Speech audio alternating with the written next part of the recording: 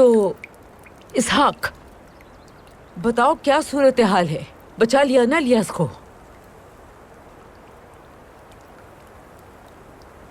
तेलिंदोस में ऐसी जंग हुई है कि तलवारों की उठान आसमान को छू रही थी।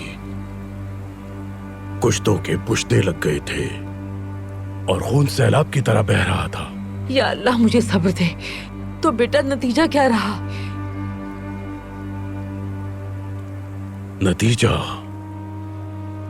निहायत दर्दनाक रहा। आगा, इलियास ठीक है? इलियास को जजीरे पे कैद किया गया था, लेकिन दुश्मन का लश्कर पहाड़ की मानंद हमारे सामने खड़ा था।